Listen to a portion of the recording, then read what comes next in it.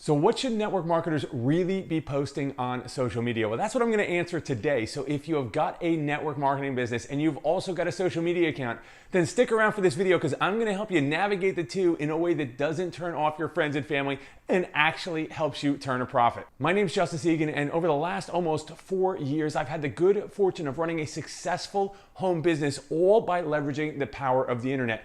I've also had the privilege of teaching and coaching over 1,000 home business entrepreneurs on how to do the same, how to leverage the technology that's right at our fingertips to get more leads and get more sales in their business. So I'm really excited to bring you today's video because I think it's such an important topic. People get into our industry, they get out there, they behave on social media in a way that really looks bad for everyone in the industry. There's a lot of spamming going on, a lot of tagging, a lot of soliciting a business, a lot of pitching. And really, when I get out there and I talk to people and they ask what I do, if I mention network marketing, they immediately now don't go, oh, one of those things, right? My friend used to knock on my door or pitch me or, trick me into going to those meetings. They actually say, oh, I know what you're talking about. I've got friends on Facebook that are doing one of those things, right? That's where people are getting their experience now, is on social media. And that's why it's so important that we raise the level when it comes to the type of behavior that our teammates, that our colleagues, and just everybody in the industry is participating in on social media. Now, if you like what you hear in this video, I've got a special giveaway for you that can help you even further when it comes to getting more response, getting more engagement, getting people into what you're saying so you can pull them towards you for your business. You'll see a button below this video for my social influence checklist. That is a breakdown of exactly what your profile should be like, the do's and don'ts of creating a great social media profile. It's going to show you the types of things you should post, how often. It's going to give you examples. It's even going to give you scripts that you can use when you reach out to people, and a checklist to make sure you stay on task every day. So it's everything you need to take your social media marketing to the next level. So feel free to download that and share it with anybody who might find it helpful. So now let's dive into the topic at hand. First, what everyone has to understand about social media is that people don't come here to buy. Nobody logs into their Twitter account or their Facebook account to go and make a purchase. It's not the headspace people are in.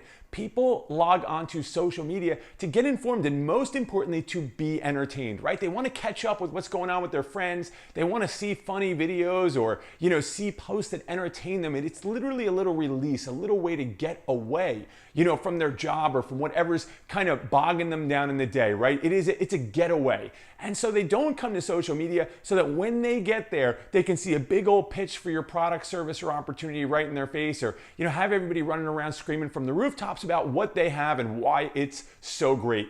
That actually turns people off, and it's ruining people's social media experience. And we can turn that around by following a few simple steps that I'm going to share with you in today's video. So as I get into these steps, I want to make one thing really clear.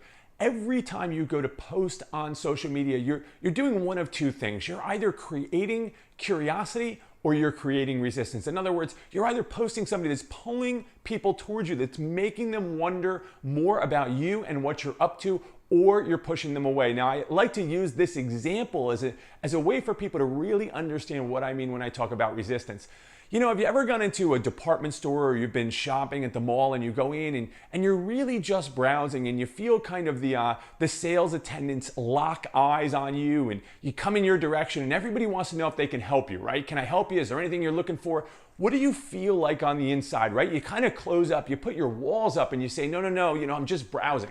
I'm just browsing. See, now if we wanted help, if we were in a buying mood and we wanted help, we would certainly go out of our way to ask someone to come help us. But when people dive in on us like that, when we feel like we're going to be sold, we immediately put our walls up. And that feeling that you feel inside, that's what I'm talking about when I talk about resistance. And every time we post, every time we pitch, every time we do something that is creating a feeling of someone being sold in some capacity on social media, we're creating resistance, and that is not what we're going for. So understand that every time something has anything to do with a pitch, it's going to create resistance. That's just the way it's going to work, right? Doesn't matter how great what you have is. If you pitch, you're going to create resistance. So the first step to really turning your social media marketing around or just taking it to the next level is to brand you. What do I mean by that? I mean that You know, you don't want to go out there and be a walking billboard for your company. I know you love your company, and I know that your upline or your company might tell you otherwise, but I'm going to tell you what works. And what works is branding you, because people join people, not business opportunities. You see, if it was your business opportunity, the leadership, the comp plan, you know, that ground floor opportunity, any of that stuff that was what people were really joining, then everyone in your company would have results. And you know everyone in your company does not have results, right? I mean, company to company to company, like if you just go across the industry, the results are pretty much going to be the same regardless of what company somebody's in. Why is that? Well, it's because people join people. They join people that they feel can lead them to the promised land, that are going someplace, that are up to something, that are more positive than them, that are more energetic than them. You know, that's what people are attracted to. So when people see your logo and you're pitching your business, or your business, logo and your header and your products are all over your timeline and all that different stuff, that feels like a walking billboard, which is really one step closer to being a pitch. Right? I mean, that really is a pitch. It really is going to create resistance. Plus, people can go research your company, find any kind of negative stuff, and create, find information that's going to fit the narrative they already have that says, oh, I don't want to go anywhere near that. So what you want to do is you want to create curiosity. You want to go out there. You want to be the type of person that people would want to join. Be inspirational. Be up to something, be going someplace, making things happen. I've heard a great saying for this, and that is just live your life out loud. See, when people are up to something all the time, those around them want to know what they're up to, right? They feel like they're on the outside looking in, and that's the emotion that you want to create in your audience to pique a lot of curiosity. The second step I want to share with you is, rather than talk about how great your opportunity is or talk about how great your product is, celebrate people's results. I mean, in a real, genuine, and honest way. And you don't really need to mention your company. If somebody loses weight on your product, if you're in, say, a health and wellness company, you can go out and say, I'm so excited. Just got off the phone with my friend so-and-so, and when they told me that they lost 5 pounds in the last week, it just fired me up and made me remember why I do what I do. So grateful to be doing this, excited to help more people lose weight. That is just a genuine celebration of that other person's results. In no way, shape, or form are you saying, you gotta check it out, you're crazy if you don't do this, get away from your job, or any of that nonsense that network marketers are out there doing.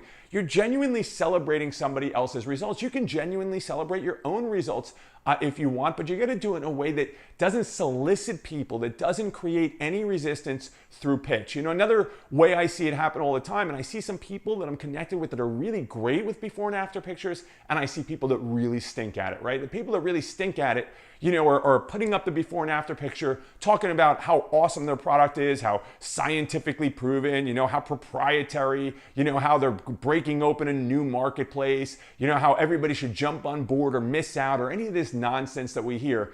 That, guys, creates resistance. All right, resist the urge to use that kind of language to, solicit people or push people towards trying to join you or buy from you. Other people I see put before and after pictures out there and simply celebrate somebody's success. There's no logo, there's no mention of company name. It's just, hey, I just wanted to celebrate Susie, right? Another success story. I'm so proud of her. Here's what she did. Everybody help me in giving Susie a round of applause, or give her a digital high five. Love what I do, that kind of thing. And what happens is people will engage with that, and people will wonder how Susie's getting such great results. People want to be celebrated, all right? The people around you, your friends, your family, they are prospects. And what you do online, what you do on social media is going to dictate. It's going to dictate whether those prospects, whether you wear them out via social media or whether you pique their interest and get them ready, where they're actually going to reach out to you if you do this right over time. The last tip I'm going to give you, and it's really a common sense tip, I'm going to share with you the 2 real kind of litmus tests I use or I share with my students when it comes to what to post on social media when it comes to trying to attract people for their business. And the 2 ways that you can really determine whether or not something is a good fit. The first question I tell people to ask is, how would I feel? How do I feel when people post this? How do I feel? Even you could go as far as beyond posting when it comes to messaging or, what you say or what you do in your interactions with people. How do I feel when other people do this and I'm the recipient? All right, so if it's something that you don't really respond to, if it's something that you don't really like, then it's probably something you shouldn't be doing. Think about how many people are out there that are out there tagging people and spamming groups and copying and pasting messages into Messenger or into direct message somebody's inbox. And they're doing this even though when people do it to them, they don't respond. And you know it doesn't work, yet you continue to do it because you don't know better. That's why I'm sharing this with you today. That's why I've got the social influence checklist down below. So the first test is whether or not how you would respond, if somebody did what you're about to do to you. The other one is simple. It's engagement. The world is a feedback mechanism. If you get on a scale and you don't like the weight, it means you're not taking care of yourself, right? If you look at your bank account and you don't like what's in your bank account, it means you're not managing your money or you're not making enough. That's feedback. Social media is the most literal feedback mechanism on the planet. If somebody's going to like something, they literally like it. So if your posts are not getting engagement, it's saying something. It's saying that other people are not getting the social media experience that they want when they get to social media, when they see that post. Otherwise, they would like it, they would comment, they would share, they would do all that stuff.